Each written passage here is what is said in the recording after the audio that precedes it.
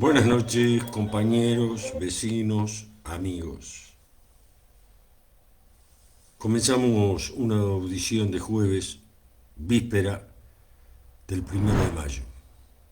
De ese 1 de mayo que por allá por el año 1887 ahorcó a 4 hombres honestos porque se tuvieron el tupé de pedir 8 horas para trabajar, 8 horas para descansar con sus familias y 8 horas para dormir. El capitalismo de aquella época vestía galera y bastón. Los asesinaron. Los capitalistas de hoy usan cuello y corbata, y algunos medios progres ni siquiera corbata. Y van a estar sentados mañana en primera fila en el acto de los trabajadores. Menos mal, por suerte, y lo felicito, que los burgueses del Partido Nacional dijeron que no van a concurrir. Y está muy bien que no concurran. Es antagónico absolutamente que estén sentados los mismos que te explotan todos los días. Pero lo veremos más adelante. Como ustedes ya saben, la flotilla de la paz que se dirigía hacia, hacia Medio Oriente fue interceptada por naves de guerra israelíes del Estado nazifascista de Israel.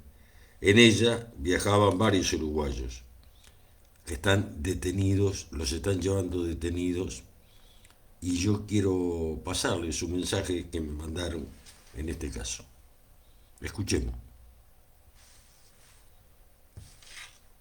Un minuto, por favor. Javier, ¿cómo estás? ¿Todo bien?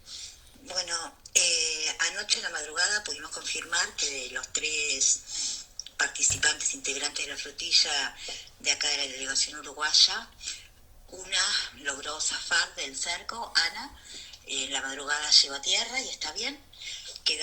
Fueron secuestrados tanto Daniela como Jorge.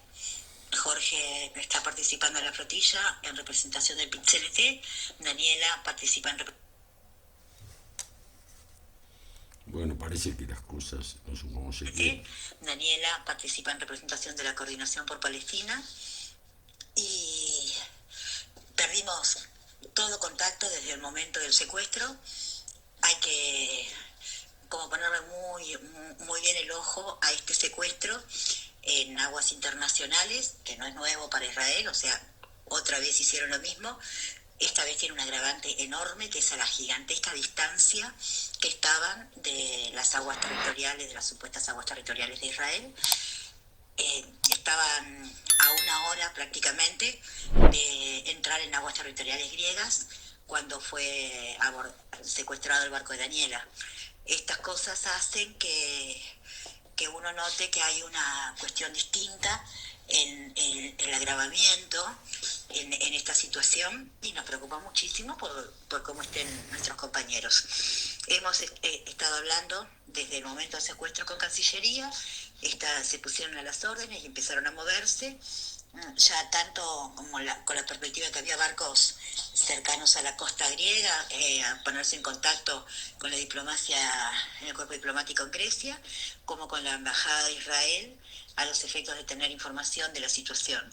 Sabemos que a Daniela y a Jorge los están llevando al puerto de Ashdod, que queda en Palestina ocupada, y son 180 las personas secuestradas, integrantes de 21 barcos. Van a estar llegando de noche o mañana de mañana. No tenemos ningún tipo de contacto con ellos, obviamente. Están totalmente incomunicados y a merced de las fuerzas de ocupación israelí.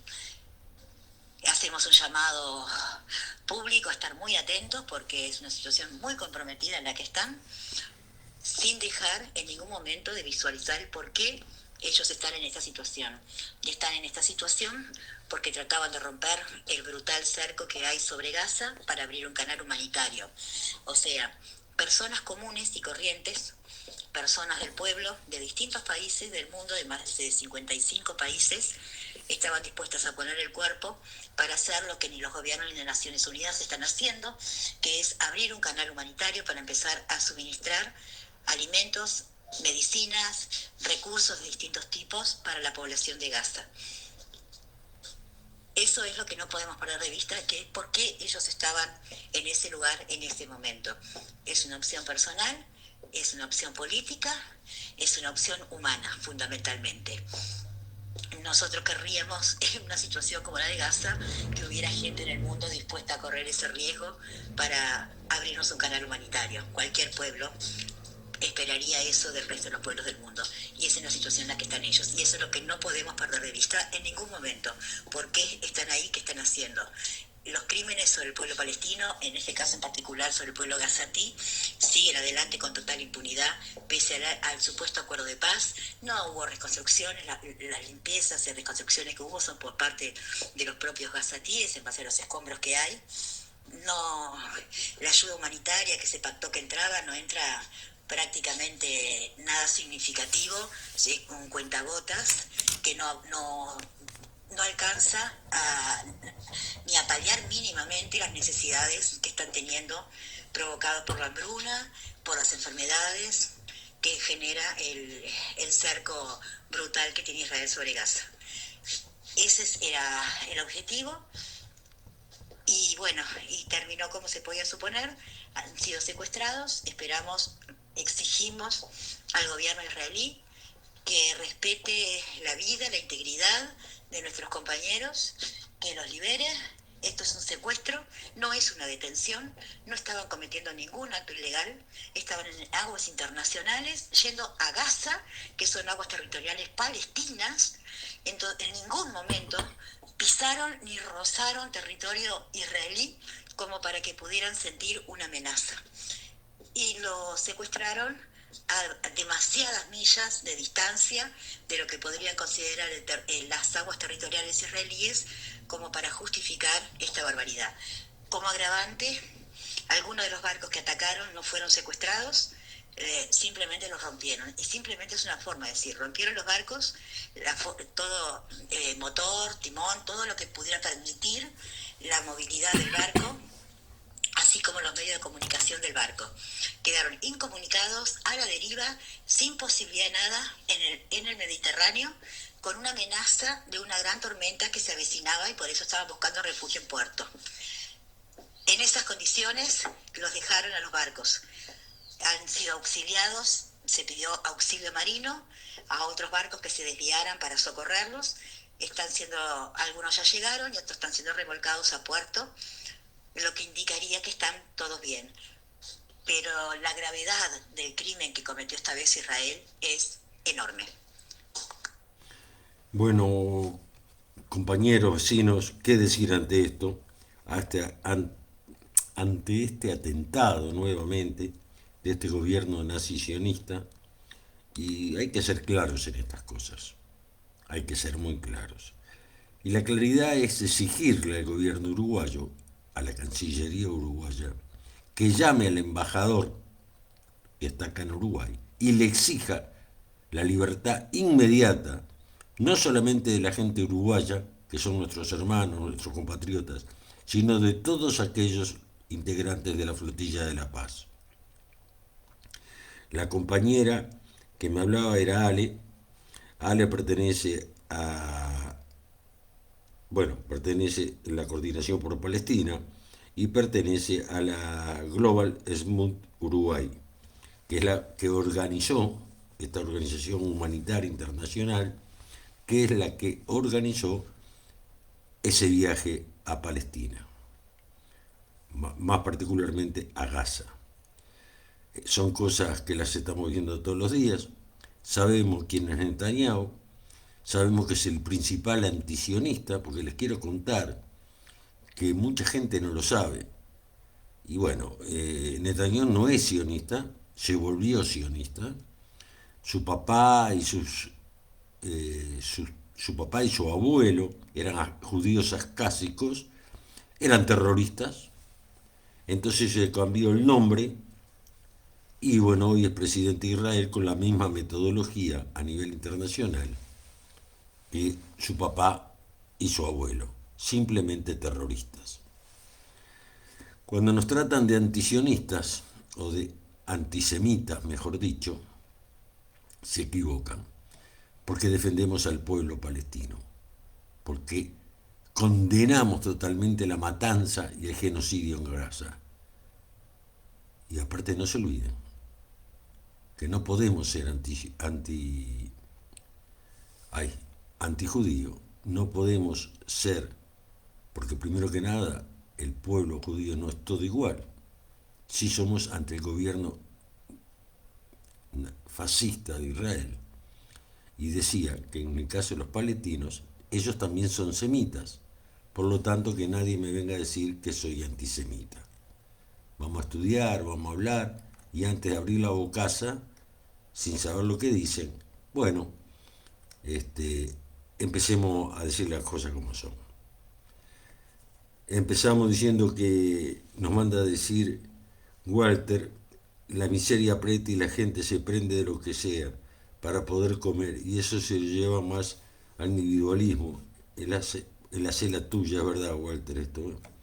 El hacer la tuya, la conciencia de clase no les entra, la cabeza cuesta mucho generar conciencia de clase. Fernando dice, Daniela es locutora, bueno, Sergio te dice, estoy escuchando, compañero, vamos arriba, y una serie de compañeros más. Pero yo hoy me quisiera dedicar, si los compañeros me permiten, obviamente, a pensar junto una serie de cosas que están pasando y se precipitaron esta semana con varios anuncios,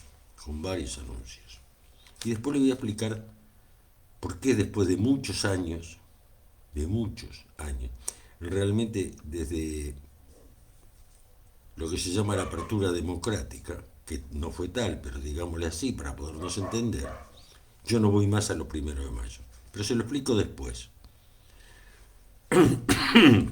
El día 29 de este mes fue el tan mentado Abrazo del Monzón.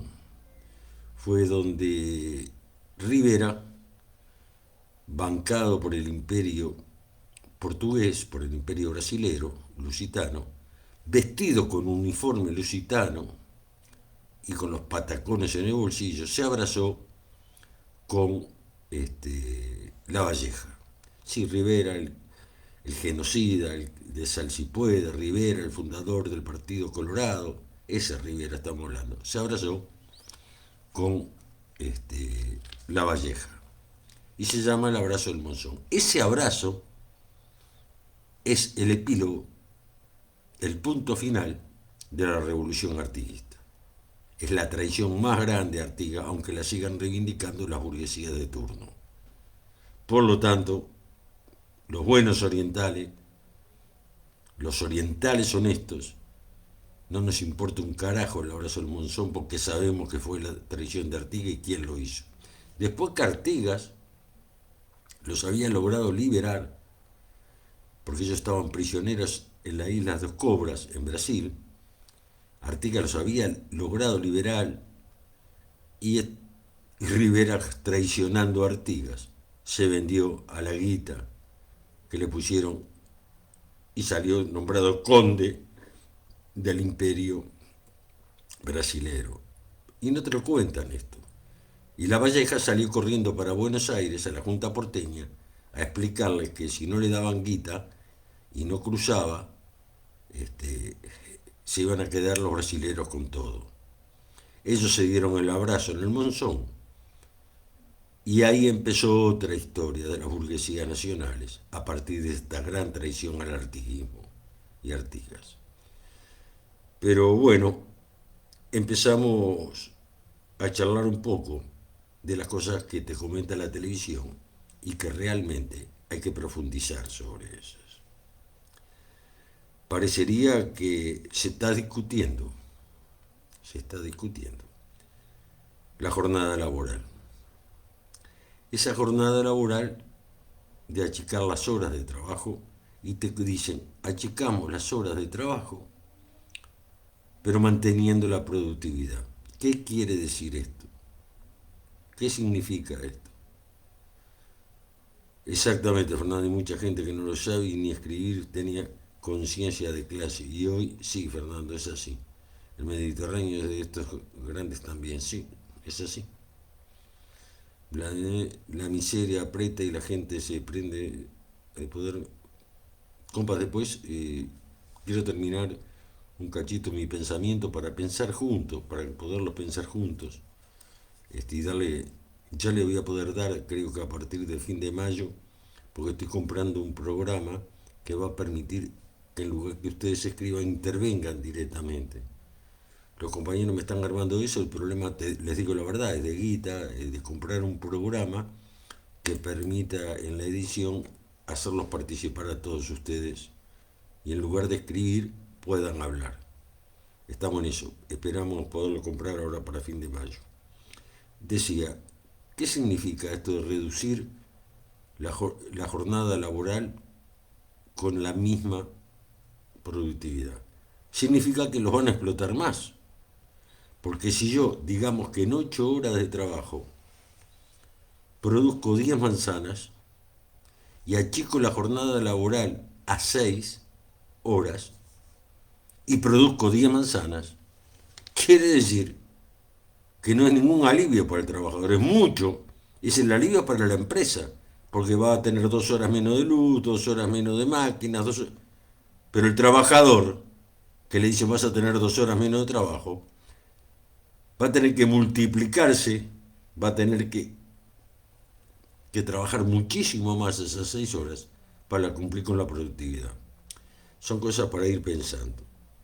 Hemos sentido estos días la conferencia del presidente de la República, fundamentalmente de lo que ellos llaman el diálogo nacional, que realmente el diálogo nacional fue un diálogo entre ellos, a ver cómo acomodan los paquetes. A las pocas horas salió la Cámara de Comercio y las diferentes cámaras, incluyendo la acción rural, a decir nosotros no estamos de acuerdo en esto y punto.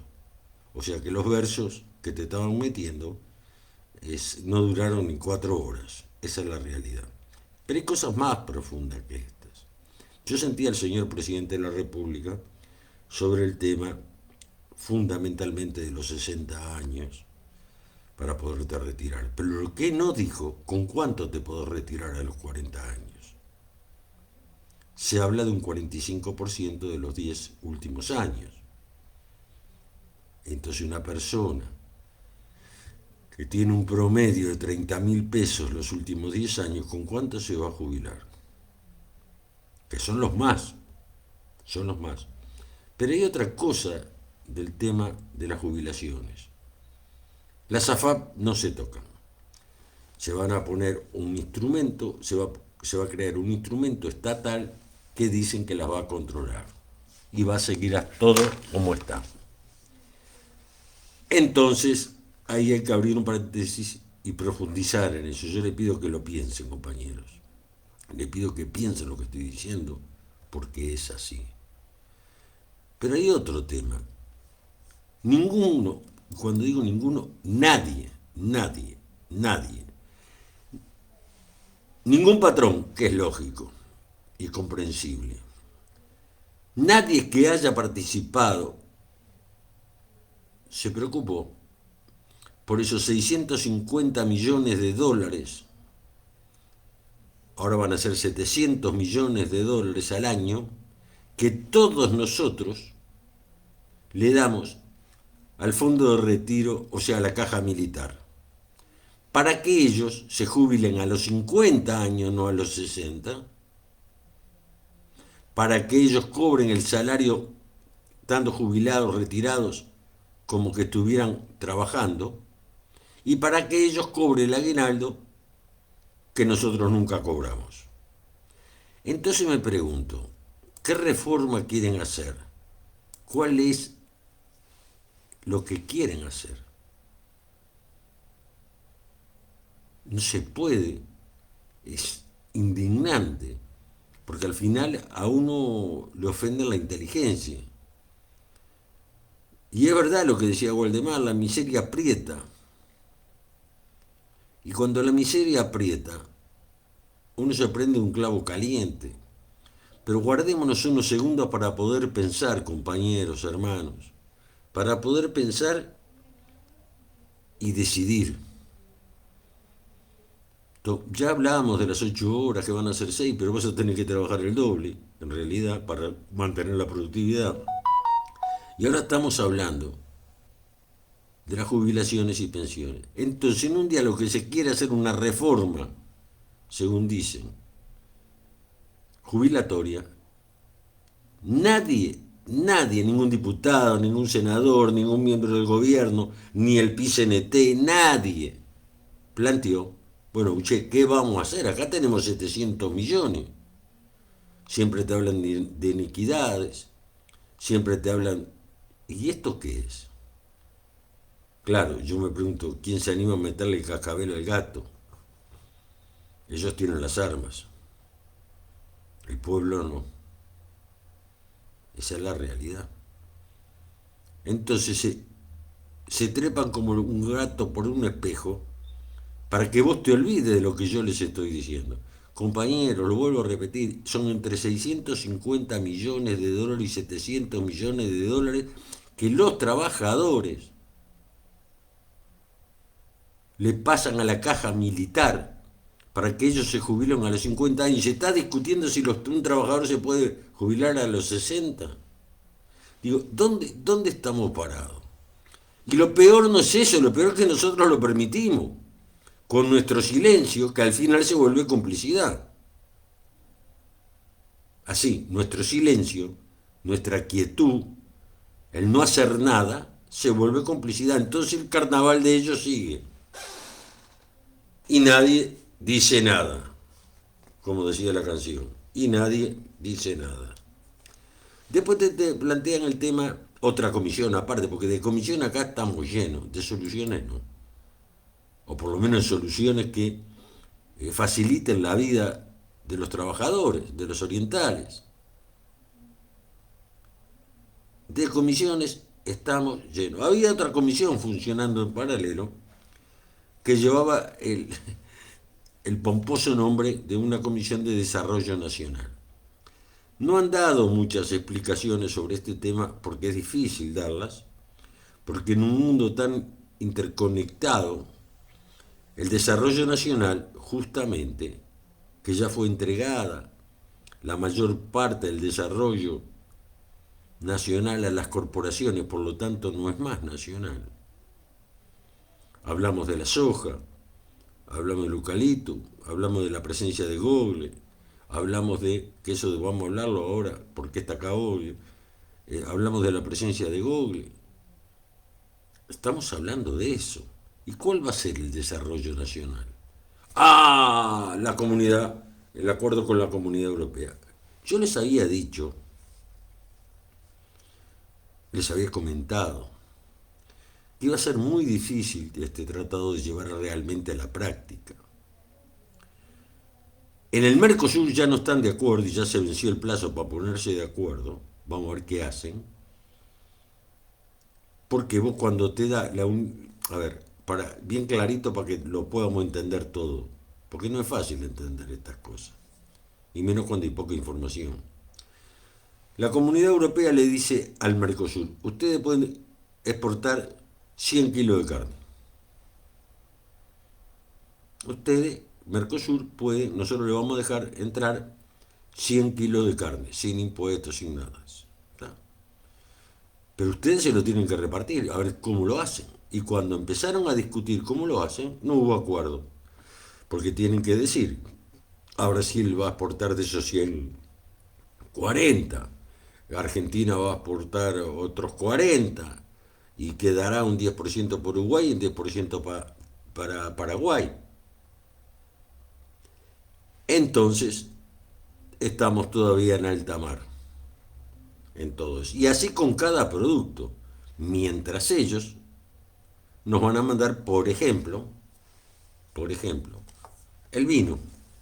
0 impuestos. Ustedes saben que el vino que viene del exterior, y las bebidas alcohólicas en general, el whisky, como dijo el ministro los otros días, y otras variantes más, en el Uruguay se le cobra un 40%, atiéndase bien, un 40%, y hasta ahora nos dijeron que era para proteger la industria nacional. Entonces, por un lado te hablan de desarrollo nacional, y por el otro le dicen a Europa, no, no le vamos a cobrar, manden vino, manden comida, manden lo que ustedes quieran, porque no le vamos a cobrar tasas. Entonces me pregunto, esta Comisión de Desarrollo Nacional, aparte del nombre, ¿cuál va a ser? ¿Qué van a hacer? Digan algo, muchachos, no solamente los títulos y una carita linda tratando de decir que era el coordinador de la Comisión de Desarrollo Nacional. Un puesto burocrático más, bien pago, por suerte, ¿no? Para el señor ese que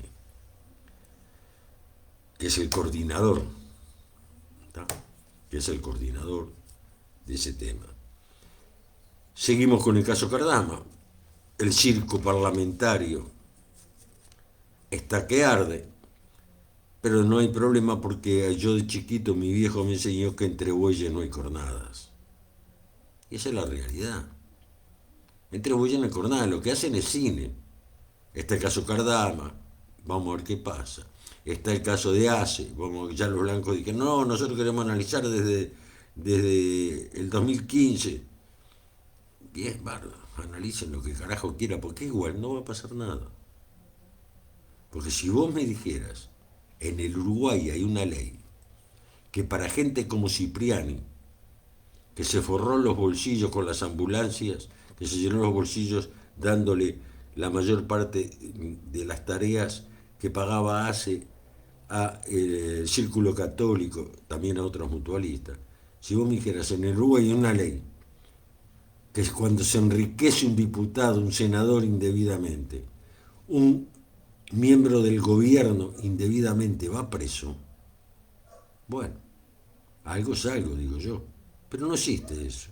Nunca un gobernante fue preso y nunca un diputado fue preso por llenarse los bolsillos. El único que fue preso fue en el gobierno de la calle su ministro de Economía porque fue demasiado evidente toda aquella ya joda del Banco Pan de Azúcar, que lo vendieron por una cifra que cuando llegaron los nuevos dueños, que eran unos jodedores franceses y italianos, abrieron la cofre fuerte del banco y había más plata en efectivo que la que habían pagado ellos por estar ahí. ¿Se recuerdan? Compañeros, la memoria es importante y los viejitos tenemos buena memoria. Entonces, en el Uruguay no existe esa ley. No existe una ley que te diga si vos robás, porque el Estado somos todos, le estás robando. Hola María, hermana, ¿cómo estás? Le estás robando al pueblo, le estás robando a los que tenemos contributos con el Estado.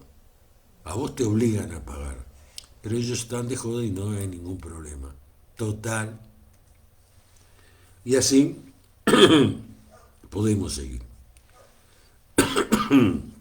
Y ahora, yo sé que lo que voy a decir es polémico, pero quiero dar mis razones, incluso mis sinrazones. ¿Por qué no voy al 1 de mayo llamado por la Central de Trabajadores? Y no voy al 1 de mayo porque los mismos, la misma raza patrona que asesinó a los mártires de Chicago, que asesinó obreros y trabajadores y campesinos desde el Río Grande a la Patagonia, van a estar sentados en la primera fila. Sí, son los mismos. Cuando digo los mismos, no hablo de nombres y apellidos. Hablo de los oligarcas. Van a estar sentados en primera fila y van a aplaudir lo que dicen los dirigentes obreros y se sacan la foto. Y somos un país divino. Entonces yo como un trabajador que defiendo a mi clase, no voy a participar del acto del 1 de mayo embanderado por el PICNT. Y varias son las razones. La primera, de principios. No comparto nada con la raza patrona. Nada. Pero ni un cachito así. Nada. Ellos están en una vereda y yo estoy en la otra. Para ser claros. Y lo puedo decir claramente porque estoy viejo. ¿Está? Pero hay más razones. Y que son razones de carácter política. Seguimos insistiendo, la central dice, vamos a hablar del 1% de los más ricos. A ver, el gobierno ya dijo que no. El gobierno que los dirigentes sindicales votaron en la figura de Odone, que es el que corta el bacalao, dijo, acá no se ni el 1% ni pensarlo. Pero ellos van a hablar del 1%, porque le van a hacer creer a la gente que están luchando por el 1%. Porque después habría que ver cómo se distribuye ese 1%. Entonces van a hablar de eso, ya anunciaron. Pero no van a hablar de cosas que yo creo que son fundamentales en esta coyuntura del Uruguay. Y cuando digo fundamentales estoy diciendo también esenciales. Por ejemplo, unificar los conflictos, esa cantidad de conflictos que han habido, que hay y que habrá, y se van perdiendo uno a uno porque la central de trabajadores los deja solos. ¿Por qué los dirigentes del FOICA cierran frigoríficos y llegaron a decir no hicimos nada porque el patrón está fundido? Entonces, si vamos a discutir, bienvenido sea, como clase obrera organizada y unida, vamos a discutir nuestros problemas, desde la mayor y irrestricta conciencia de que los trabajadores tenemos nuestros problemas particulares. Cuando digo particulares estoy hablando de clase.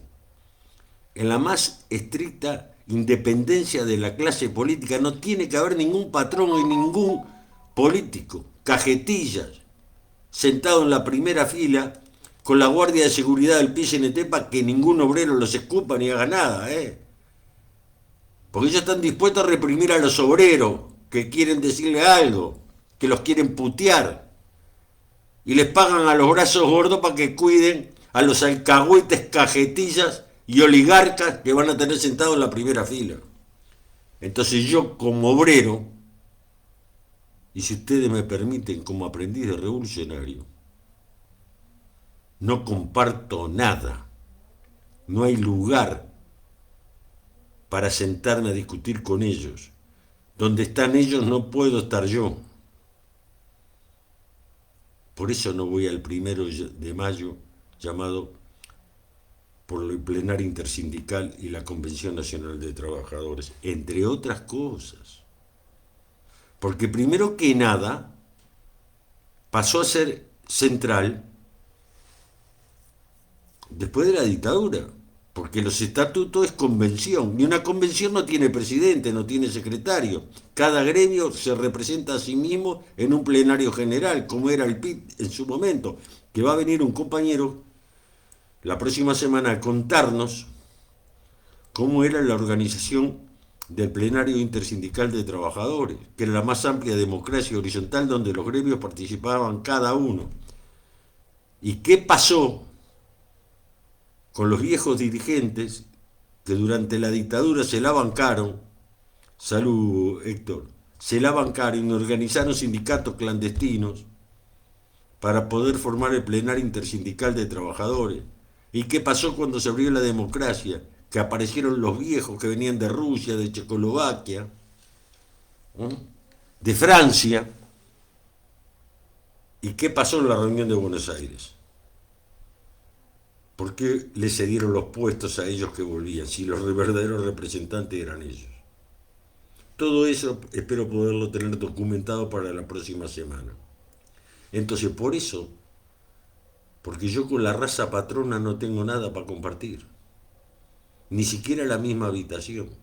Discúlpeme, compañero, si me consideran un poco radical, pero esa es la realidad. Yo no como ni chupo con los que matan y explotan a la gente de mi clase. Yo no como ni chupo, ni voy en aviones de viaje y a los mismos hoteles con la gente que explota a los trabajadores. Ellos en una vereda y yo en la otra, nosotros en la otra. Y esperemos que cada día seamos más. Va a hablar nada menos ni nada más que Joselo, vicepresidente del PCNT. ¿Saben quién es Joselo? Es el presidente de COFE. Deben ser por lo menos unos 25 años que no hace una asamblea general, ni mucho menos por puesto de trabajo. Pero él es el presidente de COFE. Pero ¿saben quién es Joselo? Porque tengo la foto, lo puedo comprobar. Mamadito en la OIT, en un hotel. Pero ¿saben quién es Joselo? Aquel que donde los matones del INAU cagaron a palo a un pobre guacho de 16 años y le daban patada y piñazo, José lo miraba como dirigente sindical y no dijo una palabra. También está documentado gráficamente. Ese es José Luis, y ese va a hablar orador central del 1 de mayo. ¿Cómo quieren que yo vaya el 1 de mayo sin romperle la cara a ese? Y sin escupir a los que están en primera fila. Porque no nos olvidemos que los que instigaron al golpe, participaron del golpe, se enriquecieron mientras a nuestros compañeros los mataban, son los mismos que están sentados en primera fila, y algunos más. Me dice Oscar, y tiene razón, romper las cadenas que nos oprimen. Salud, clase obrera. Salud, hermano. Nos entendemos, compañero. ¿Por qué no voy mañana a ese 1 de mayo llamada por la burocracia? Nos entendemos por qué no me voy a mover de mi casa. Porque yo ya sé lo que van a decir. Van a hacer loas indirectas, porque no son tan giles, al gobierno. Pero díganme ustedes, coméntenme en qué conflicto se ganó. Y no le voy a decir con los blancos y los colorados y la luz, le voy a decir, miren, cortita, ¿cuántos obreros fueron desocupados y quedaron en la calle desde que marzo a hoy? Desde que tomaron el gobierno a hoy.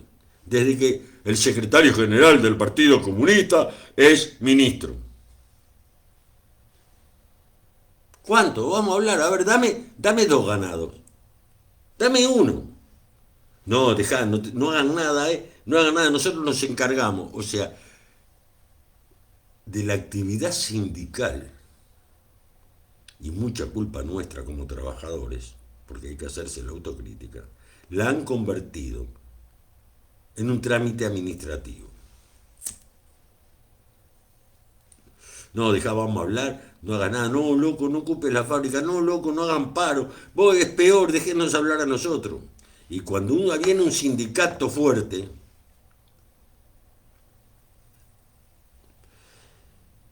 y con una dirección clasista, lo primero que hacen es ponerse de acuerdo con los patrones del gobierno para echar a los dirigentes.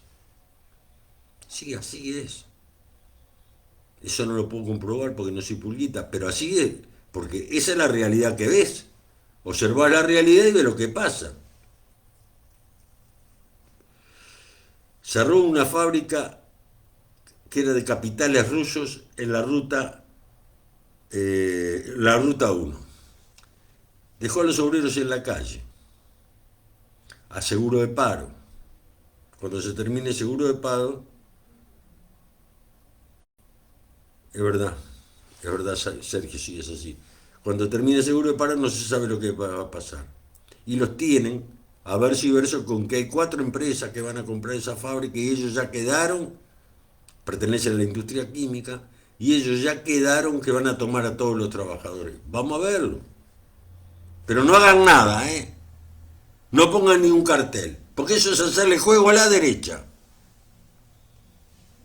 Es así, compañero, ¿verdad? Entonces, gurises jovencitos que están sentados atrás de un escritorio y se creen que eso es ser dirigente sindical, hay que cagarlos a patada y explicarle lo que es la vida de un trabajador, porque ninguno de ellos laburan 2 días y los llevan enseguida para la central. Y son funcionarios de la central, pago por nosotros, por todos los trabajadores. Pero ellos son los que mandan, lo mismo que los brazos gordos, que cuando vas a entrar a la central de Pichente se te meten adelante Y te dicen, ¿dónde va? ¿Con quién quiere hablar? Para cachito que esta es mi casa, hermano, esto lo banco yo también. Pero es así. Es prácticamente un ministerio de trabajo. O mejor dicho, trabajan hacia el Ministerio de Trabajo, conjuntamente con el Ministerio de Trabajo y el gobierno. Esa es la realidad. Porque si no, no se entiende la desocupación que hay. Si no, no se entiende que los obreros queden en la calle y nadie reivindique. Y cuando vas a criticarlos, te dicen, pero el patrón estaba fundido. ¿Qué querés que hagamos? ¿Cómo que querés que hagamos? Y a mí qué carajo me importa que el patrón está fundido. Que nos dé la fábrica a nosotros. Está fundido, que nos dé la fábrica a nosotros. Nosotros lo hacemos producir. No, no se puede. Te dice, vos, ¿qué querés? Una fábrica bajo control obrero, pero vos estás loco. Es así que te hablo. Eso es ilegal. Porque es legal que dejen 50 tipos en la calle. Es legal que dejen 80 tipos en la calle en Colonia. ¿Es legal eso? Sí, es legal, porque es la legalidad burguesa. Y contra eso es lo que tenemos que pelear. Tenemos que pelear contra la legalidad burguesa, romperla toda y hacer una democracia obrera, una democracia de verdad. Entonces, compañeros, hermanos, vecinos, este primero de mayo,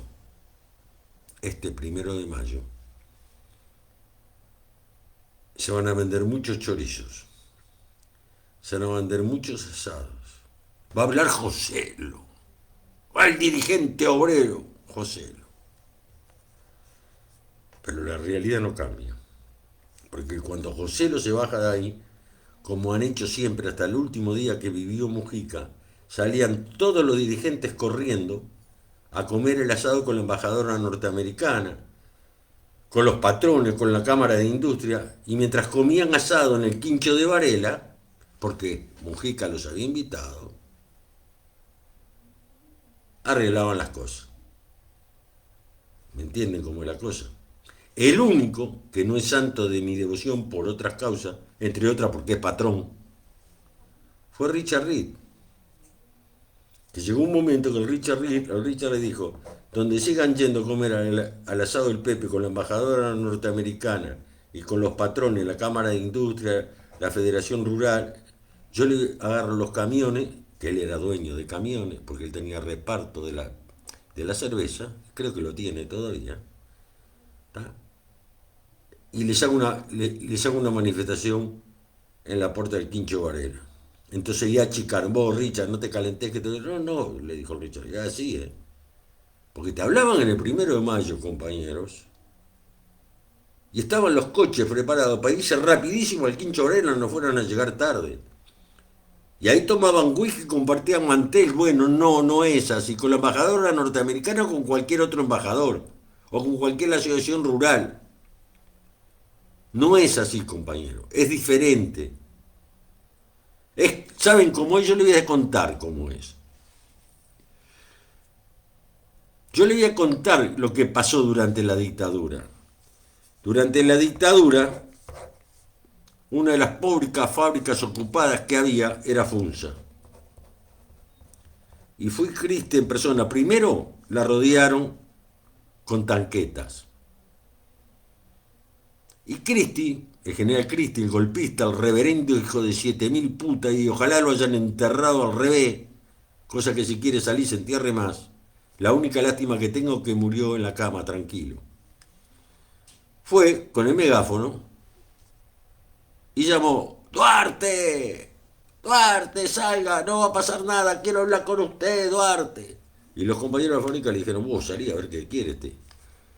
Porque ese gran dirigente sindical clasista llamado León Duarte, para los compañeros y amigos, el loco Duarte, salió. Y Cristi le dijo, Duarte, yo no vengo por ustedes. Hágame salir a los comunistas y a los tupamaros de la fábrica y yo no vengo por ustedes. Duarte lo miró la fábrica, lo miró él de vuelta y le dijo, atiéndase bien, aquí no hay comunistas, aquí no hay Tupamaro, aquí no hay anarquistas, aquí somos trabajadores, somos obreros, nada más. Se dio media vuelta y se metió dentro de la fábrica de vuelta. Eso es un dirigente obrero. Eso es un dirigente clasista. Eso es un hombre que marcó un comportamiento intachable del punto de vista ético a la clase obrera, como debe ser un dirigente obrero en realidad. No estos que salen del club de golf habiendo compartido mantel y mesa con los patrones, medio mamadito y choca tres coches. No pasó nada, era el presidente del PCNT, es el presidente del PCNT. Y nadie dice nada. Y a los que dicen se los combate. ¿Qué trabajador honesto puede ir a un 1 de mayo donde está esa gentuza? ¿Qué trabajador honesto puede ir a un 1 de mayo donde están los patrones que sabés que al otro día te van a seguir explotando? ¿Qué trabajador honesto puede ir a ese 1 de mayo a congratularse con una clase política al servicio de los patrones y del capital financiero? Estamos hablando de eso, compañeros, amigos, hermanos. Claro que viva el 1 de mayo. Viva el 1 de mayo. Viva el Día de los Trabajadores. ¿Cuántos trabajadores dieron su sangre? Empezando por los mártires de Chicago hasta el día de hoy. Y nada más que para recordar, desde el sur del Río Bravo a la Patagonia rebelde, hubieron miles y miles y miles de trabajadores y campesinos que dieron su vida en las luchas por la dignidad de los trabajadores. Pero ahora hacen bailes, se congratulan con los patrones y se revuelcan en la misma mierda. Y en este 1 de mayo no nos tenemos que olvidar de nuestros hermanos de clase presos en las cárceles de alta seguridad de América Latina. No nos tenemos que olvidar de Ramiro, ese héroe chileno que intentó un atentado contra Pinochet y que hasta el día de hoy sigue preso. Y que ninguno de los gobiernos progresistas dijo, bueno, ya está, ya lleva 20 años en cana, vamos a soltarlo. Aparte el tipo, mirá lo que hizo, nos quiso liberar. No, sigue preso, muriéndose en una cárcel de alta seguridad. Mi hermana de la vida, Carmen Villalba y Laura Villalba, la mamá de Lichita, que le hicieron desaparecer a la hija. A esa vamos a recordar. A Laurita, Laura Villalba, que le mataron a sus 2 hijitas diciendo que eran guerrilleras. Vamos a recordar a Francisco Andino, vamos a recordar a Omar Monteverde, vamos a recordar a Gabriela Gallardo, y en nombre de ellos, y a través de ellos, a todos aquellos que supieron decir no a la raza patrona y al imperialismo norteamericano. A esa gente honesta, porque hay un momento, decía Martí, en la historia de los pueblos, que el único lugar para la gente honesta es la cárcel. Y así está pasando. Así está pasando. Y el gobierno uruguayo, el progresismo uruguayo, los tupamaros, cada vez que le vas a hablar de Lichita no te atienden o simplemente miran para el costado y te dicen, no podemos, con Paraguay no podemos.